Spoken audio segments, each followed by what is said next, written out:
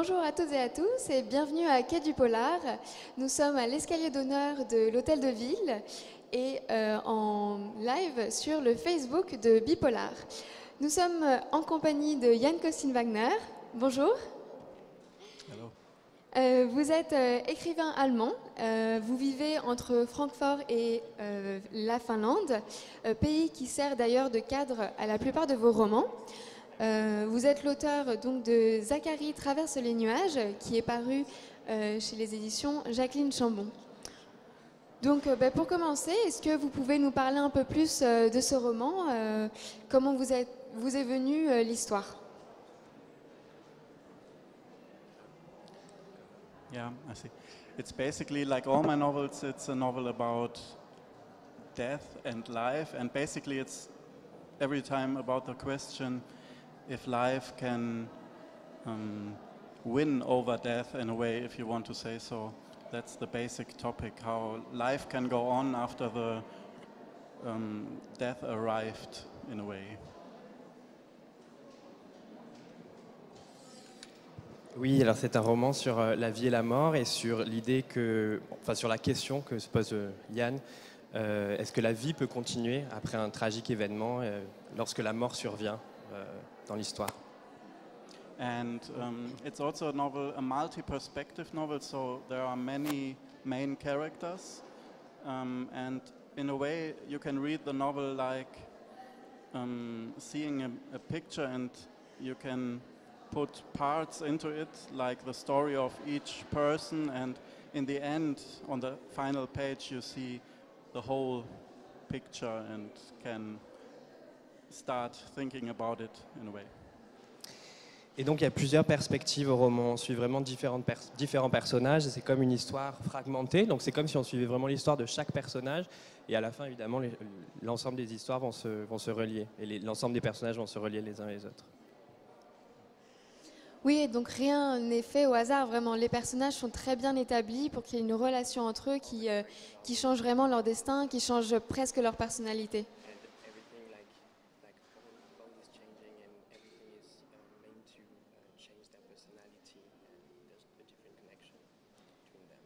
Between the people. Between the people, and everything is made to change between, like the connection between them.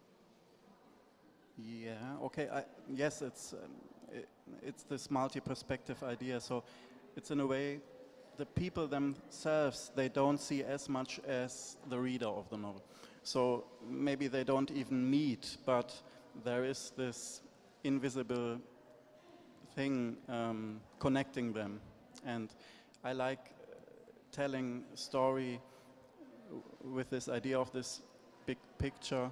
Of course, it's a story of fate and things happening by chance, or are they happening in context of fate? So it's also about this question, if we as human beings are standing there and can't do anything, or can we find the strength to go on, to live on? That's the basic idea, I think. That was difficult to translate. Pardon. Donc, il y a encore cette idée justement de différentes perspectives, et c'est vraiment l'idée de l'invisible qui va connecter chaque personnage, et surtout c'est une histoire de destin, de fatalité ou de destin. On choisit le mot comme on le souhaite, et c'est l'idée que les personnages vont... la grande question des romans de Jan Costin Wagner, c'est de savoir est-ce que les humains peuvent continuer avec justement cette idée de mort, et avec ces événements ces événements en général tragiques. Est-ce qu'on peut continuer à vivre après ça? Votre personnage, donc le commissaire Kimmo Joenta, est une partie essentielle de votre œuvre, puisqu'il revient sur tous vos ouvrages. Comment l'avez-vous créé? Comment réussissez-vous à le faire évoluer?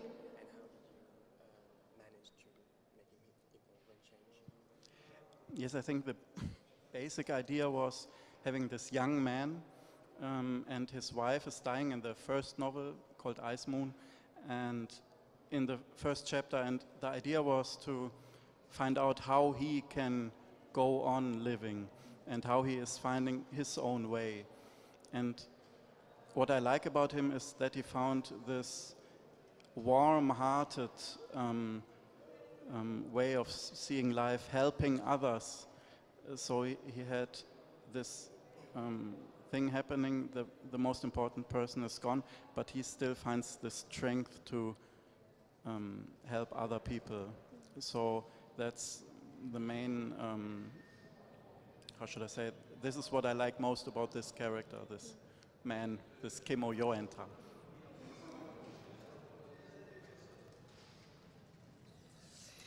Oui, alors au tout début, dans le premier roman, quand on rencontre Kimmo pour la première fois, on est amené à voir qu'il a un événement tragique dans sa vie. Et justement, on va voir comment il va continuer à vivre malgré ce tragique événement. Et ce que j'aime justement à travers ce personnage, c'est l'idée que son idée, justement, son choix de continuer à vivre passe par aider les autres. Et ce qui va le sauver, justement, lui donner la force de survivre à ces événements tragiques, c'est d'aider ses prochains par son métier d'enquêteur. Vos romans se passent essentiellement en Finlande. Est-ce que vous envisagez éventuellement un jour d'écrire un roman qui se passe en Allemagne? Actually, I'm doing it right at the moment. So, because I think this place where a novel takes place, it has to be kind of an emotion that is telling an own story, and this story is connected to the story of the novel. So Finland to me is this place I have in my heart, like I have Kimmo in my heart. So they were a good team, and that's why Finland and Kimmo. Yes, I think you would like to translate.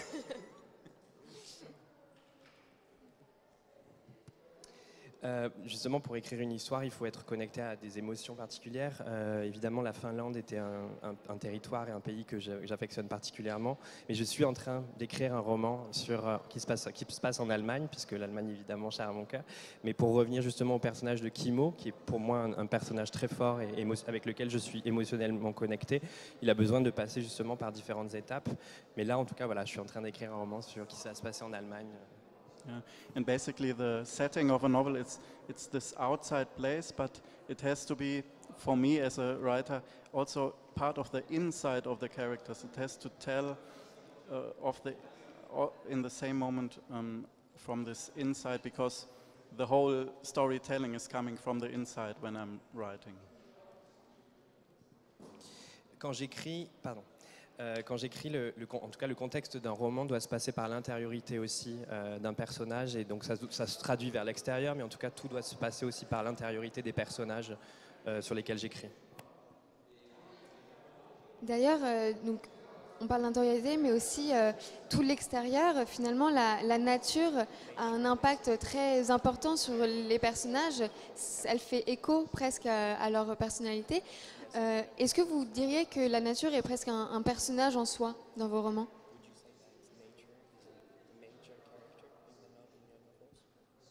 Yes, quite surely. It's when I'm reading the novels, after writing them as kind of a reader, I see that it's always about this confrontation of sun and moon and winter and summer and snow. So it's always, the people are kind of in this extremes, and the wish we share, me and the people in the novel, is to get back to some kind of inner peace. So this is why I think I always come back to those strong nature pictures. And Finland is quite good place to do so. Justement, quand je relis mes romans, je m'aperçois qu'il y a une vraie confrontation entre les éléments, à la fois le soleil, la lune, mais aussi évidemment les saisons, donc l'été, l'hiver. C'est extrêmement présent et tout est connecté. Et justement, c'est connecté avec les personnages. Et mon souhait en tant qu'auteur, c'est d'éprouver un apaisement. Et le souhait que je veux pour les lecteurs, c'est d'éprouver un apaisement intérieur. Et ça passe donc par la nature aussi.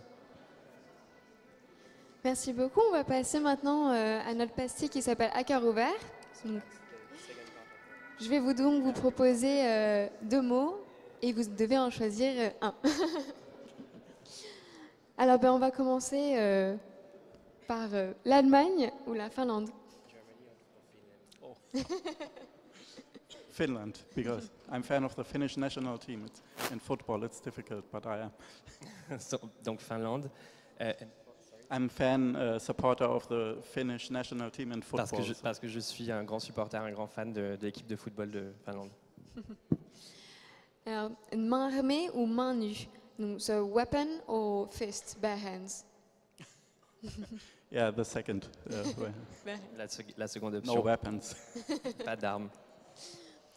Poudre noire ou poudre blanche? Drugs or guns? Drugs or guns? Drugs, because no weapons. Drogue, donc. Jour ou nuit? Day or night? Day. Jour. Enquête ou action? Investigation or action? Investigation. Enquête. Hiver ou été? Winter or summer? Summer. Été. Difficult choice. Always both. Passé ou futur? Past or future? Future. Le futur. Le pire ou le meilleur? Best or worst? Best or worst? Best or worst? Best. Le meilleur. Huis clos ou extérieur? Outside or behind closed doors? Outside. À l'extérieur. Film or series? Film ou série? Series. Les séries. Enfer ou paradis? Hell or heaven? Heaven. Le paradis. Flic ou voyou? So cop or thug? Cop or? Thug? What's the Bad boy. Okay. Oh, I have to say cop now. Okay. Bah, les flics, ouais. But a good cop. Mais les bons policiers.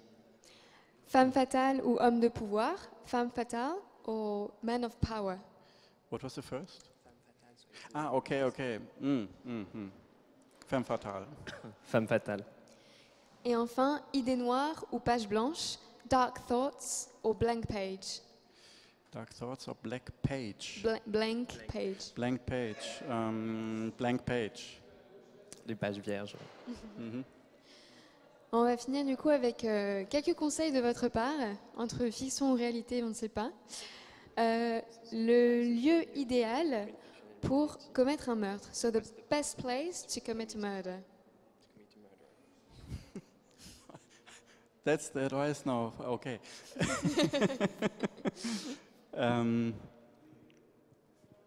It's difficult because I had this thought of committing it. Basically, that's maybe why I'm right. But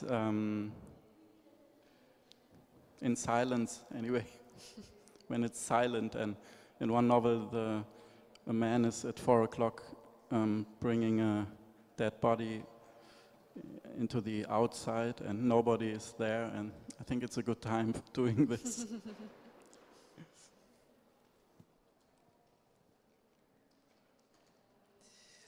J'ai déjà pensé à commettre un crime, d'ailleurs. C'est une question difficile, mais j'y ai déjà pensé. En tout cas, voilà, dans la fiction, évidemment. Je dirais que c'est plutôt dans le silence que je commettrais un crime, si j'avais à en commettre un. Dans un des romans, justement, un personnage cache un corps et à 4 heures du matin, justement, et c'est rempli de silence. Donc, je pense que ce serait la meilleure option.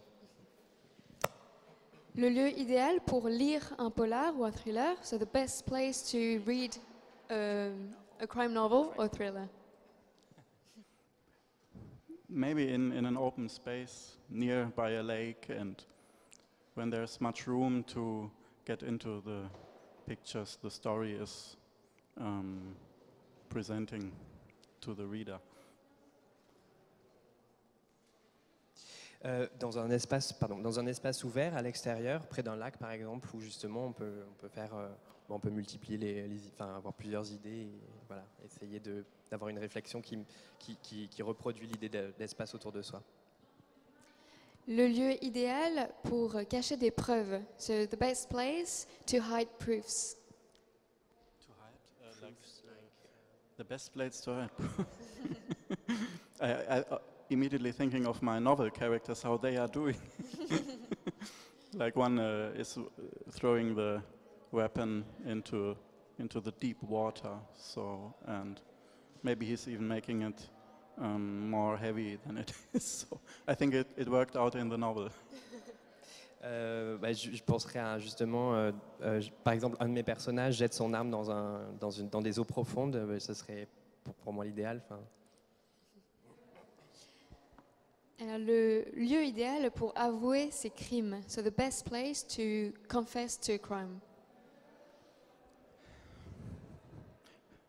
Maybe also in an open space, I think, when there is the room for the heavy thing the person has to do or has to share with whoever. Là encore, un lieu à l'extérieur, vraiment avec une idée d'espace. Voilà, un lieu à l'extérieur. Merci beaucoup Yann Costin Wagner. On arrive à la fin de cet entretien. Merci beaucoup de nous avoir suivis. Vous pouvez désormais retrouver cet entretien en replay sur la page Facebook de Bipolar. Merci de nous avoir vus et merci encore à vous d'avoir été présents. On se retrouve très bientôt sur nos réseaux et notre site bipolar.fr.